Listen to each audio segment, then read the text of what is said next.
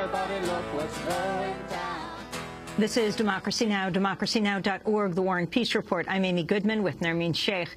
As we talk about the whole issue of contraceptives, health care, and the Obama administration. Although Santorum trounced his opponents in 3 primaries and caucuses last night, most of them, certainly Newt Gingrich, Mitt Romney, and Santorum himself, took aim at President Obama.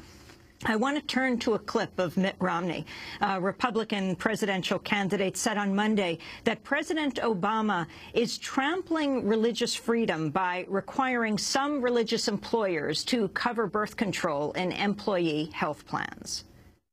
Just this last week, this same administration said that churches in the institutions they run, such as schools and let's say adoption agencies, hospitals, that they have to provide for their employees free of charge contraceptives, morning after pills, in other words, abortive pills, and the like at no cost. Think what that does to people in faiths that do not share those views. This is a violation of conscience. We must have a president who is willing to protect America's first right, our right to worship God according to the dictates of our own conscience.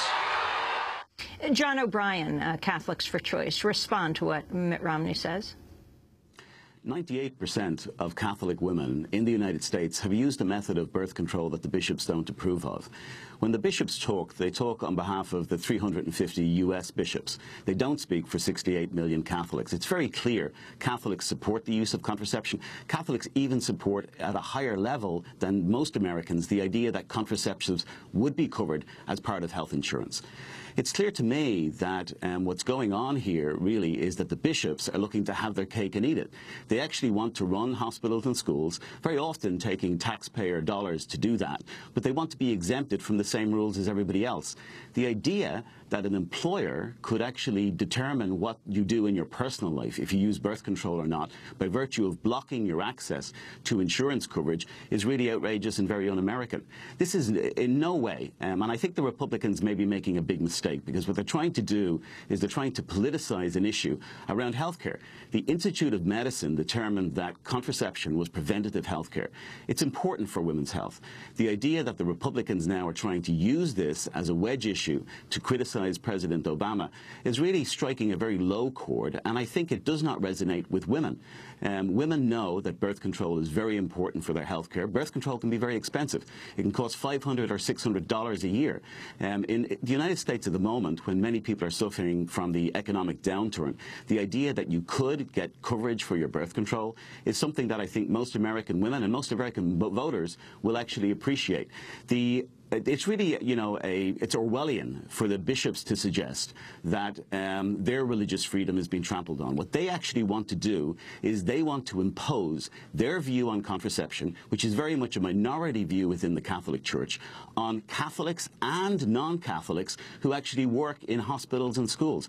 Catholics and non-Catholic workers in hospitals and schools should have the freedom of conscience, of their conscience, to follow their religious or non-religious beliefs to use contraception. The idea that an employer, that a bishop can get between you and your birth control, there's something that's very un-American and wrong about that. Freedom of conscience is an essential part of actually being a Catholic. So at the end of the day, it really is for individuals to make this decision, and the bishops as an employer should butt out of it.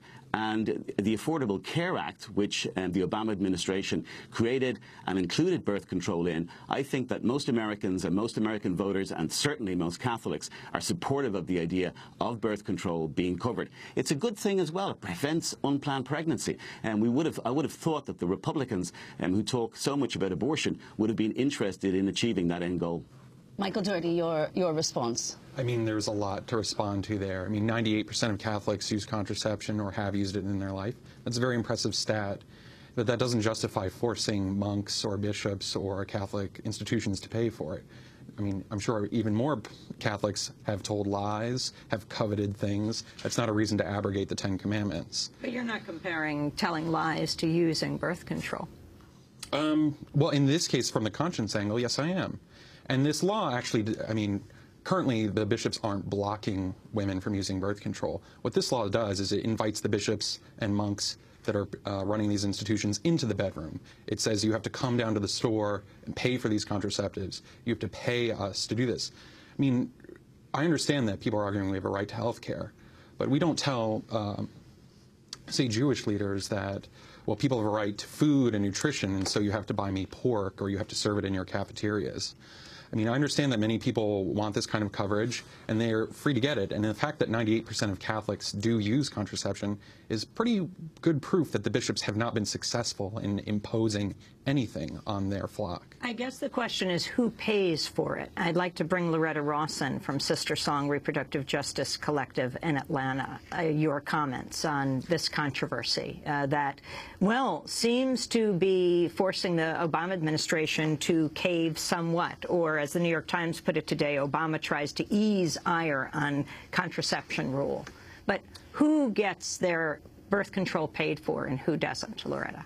Well, really, we need to talk about the fact that this rule really allows low-income women, women who are dependent on their health care to access birth control, women of color in particular. And we need to also point out that freedom of religion also encompasses freedom from religion. And if you don't want to use birth control, don't buy it, don't use it. But don't block others who do want to use it, who cannot afford it, from accessing it. And so it's really unfair that they are punishing women in this political fight over who wins the Republican nomination, and they're unfairly putting pressure on the Obama administration for upholding scientific evidence that birth control is preventive care, that is something very important to women. And while they talk about values and conscience, let's not lose sight that there are women being damaged by this political football men are making of our lives.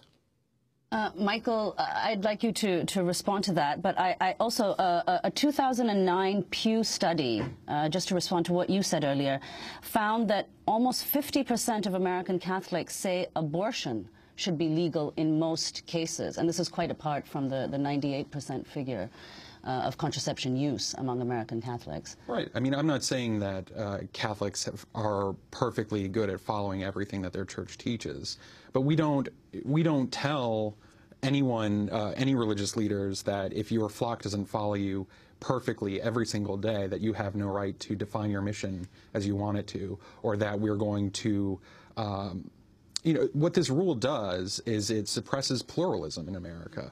I mean, these Catholic hospitals were built up by the church, and schools as well, to pursue a certain mission. And the Obama administration with this rule is telling them, no, we define your mission. We tell you when you're being religious and when you're just being a social worker subject to the state in all your particulars. Michael, you were in church when you heard your priest read out a letter. Explain what happened and how unusual this is.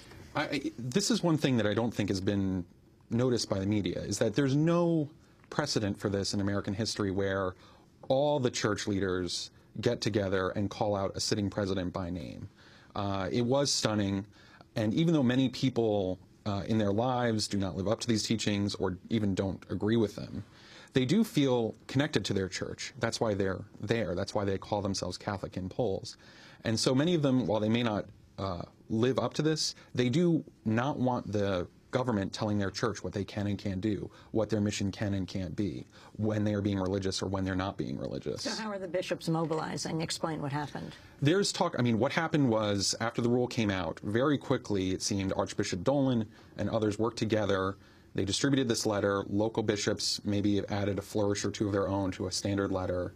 Priests were asked in many dioceses to read it after Mass. Across the country. Across the country. I mean, this is something that happened in thousands of churches over the past 2 weekends. To read Bishop Dolan's letter. To read, yes, a variation of it, which said, and the letter said very explicitly, we cannot and will not obey this unjust law. I mean, this is an enormous church in this country promising civil disobedience if this law is not, if this regulation isn't altered. Do you know, Michael, how many, if any, of these Catholic institutions, universities, and hospitals already offer birth control as part of their health insurance policies? Many of them do. I mean, Catholic University of America, I believe, uses Aetna, which provides these services. And there are laws in many states that already mandate things like this, in New York, for instance. But many Catholic institutions comply with the law on the books, but in spirit seek ways around it. For instance, a lot of Catholic universities won't prescribe birth control. They might just refer someone to another doctor outside to do that. Does the health insurance cover Viagra?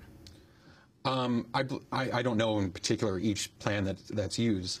Some do. I mean, one thing to note, though, is that the Catholic Church doesn't consider sex itself sinful. It just considers sex to be long to marriage and to be connected to child rearing and sort of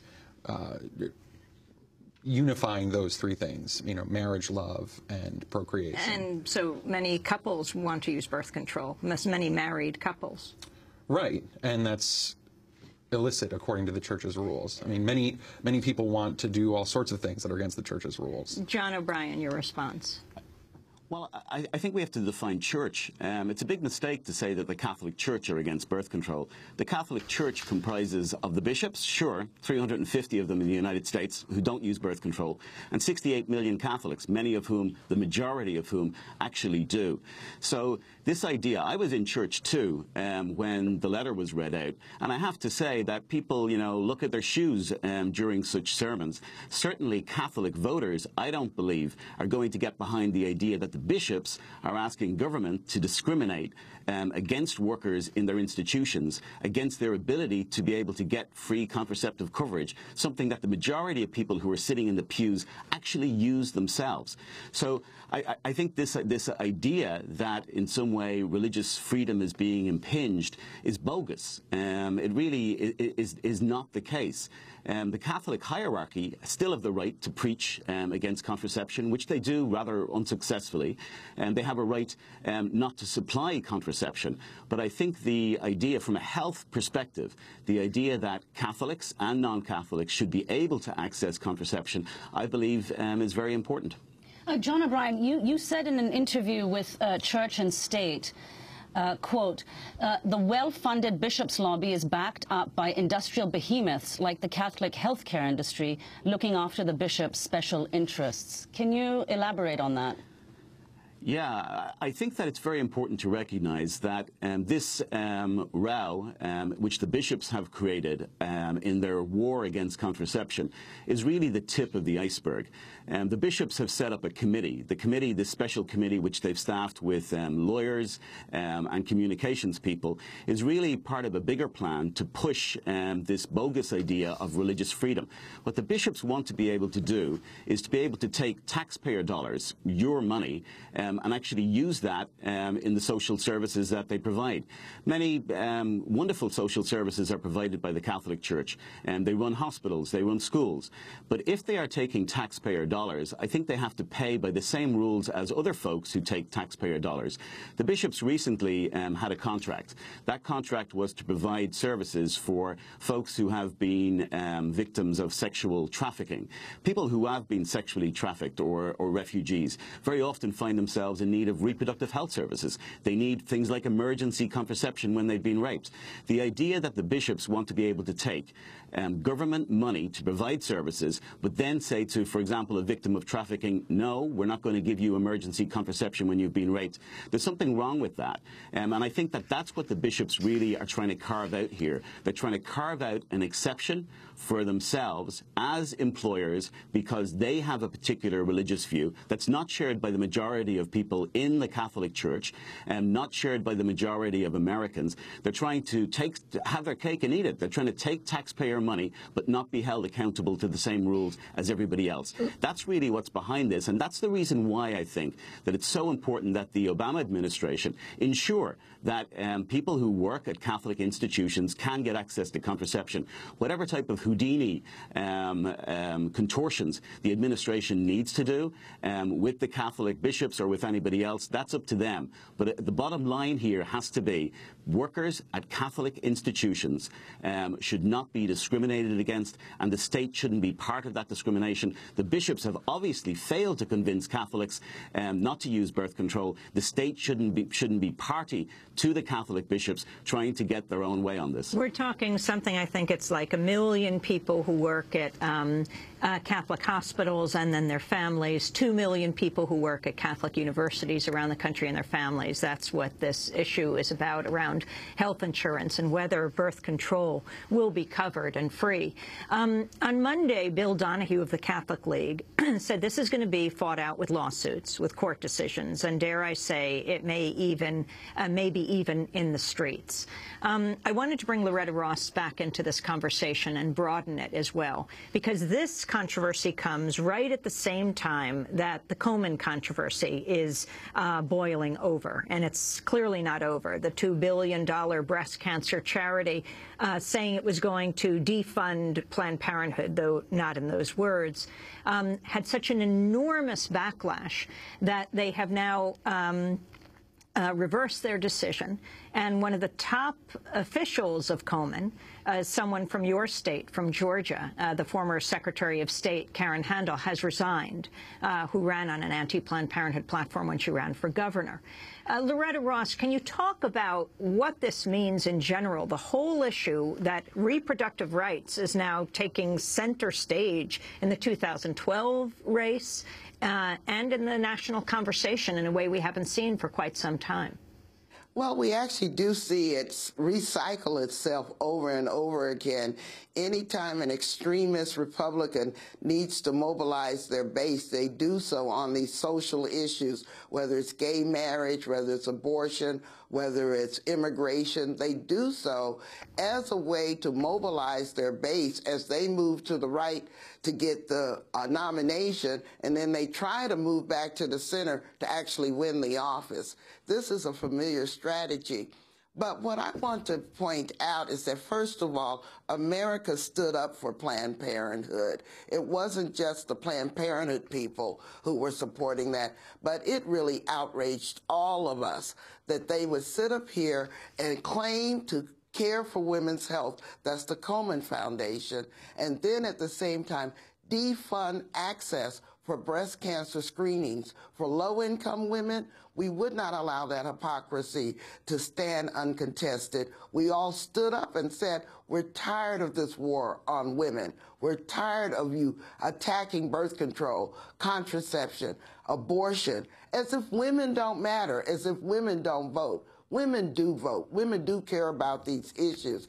And these men, and particularly those Republicans, and we're very familiar with Karen Handel here in the state of Georgia, y'all just need to back off our bedrooms, back out of this whole conversation that thinks that you can just mask your war on women with all this rhetoric about religious freedom and care for not only the preborn, but now with the attack on contraception, you're attacking the preconceived. I mean, this is crazy what we're seeing, but we're not going to take it lying down.